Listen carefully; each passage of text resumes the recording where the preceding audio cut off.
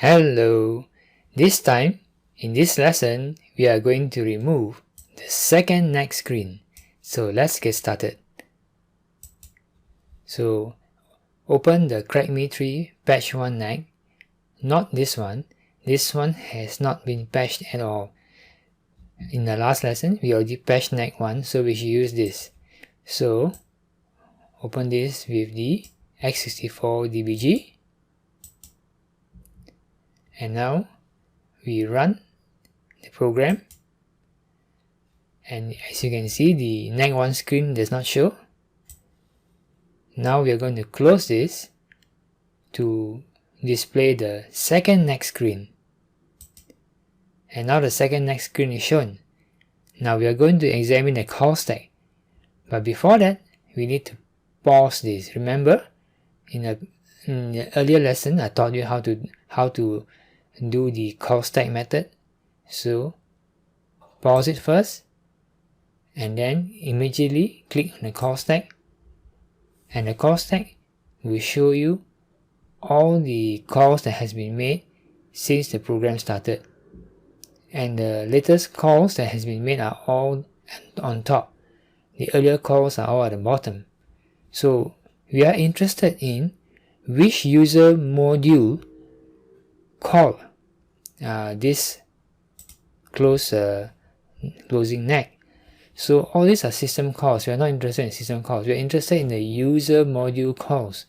So as you examine this, the most recent user module call is this one.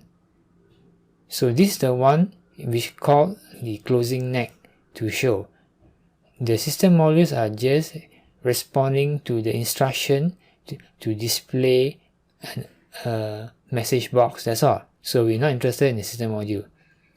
Not interested in the system calls. We're interested in the user module call. This is where we can patch.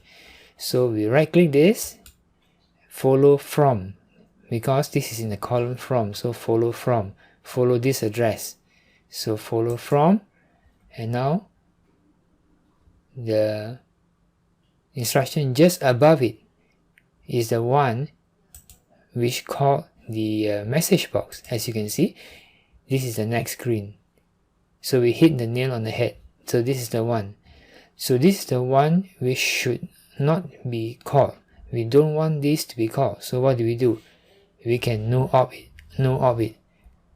We don't need this breakpoint. I'll remove this. Okay, we can no op this one. So let's no op this. But remember, if we no op this, we must also take care of this which are being pushed to the stack. So we don't want the stack to be corrupted. So normally after a call, the stack will be cleaned by the function. But if we no op this, there is nobody to clean the stack. So we have to clean the stack now by no opting all this as well. So after no op this, we have to no op all this also. So the fastest way to no op is select all this, all the lines that we want to no op, and straight away right click, and then under here binary fill with no ops. But before that, we have to take care, will this override the next instruction? Alright, how do we know? We can test. We double click this to assemble, and then we click on keep size, and then we check the message here. Instruction is same size, so it's safe.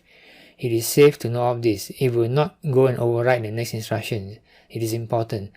It is important not to override the next instruction. Okay, so it's fine. We can actually no op this here itself.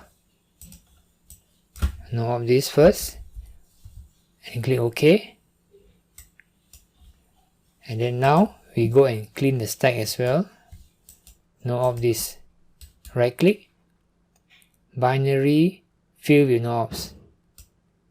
Click OK, and now the whole function has been no opted.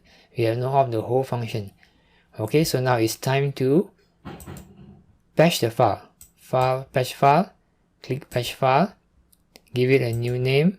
Let's call it patch NAC 1 and 2. Click save. Click OK, and open the new patch file, which is this one. and then run it. Now close it and see what happens. Yes, it works. We have already removed the second next screen. Okay, let's run it again. So we have removed the first next screen and the second next screen. Now what's left is to change the status to registered in the about screen. So when you click about, we must change the status to registered. So that will be our next lesson. I'll see you then. Thank you for watching.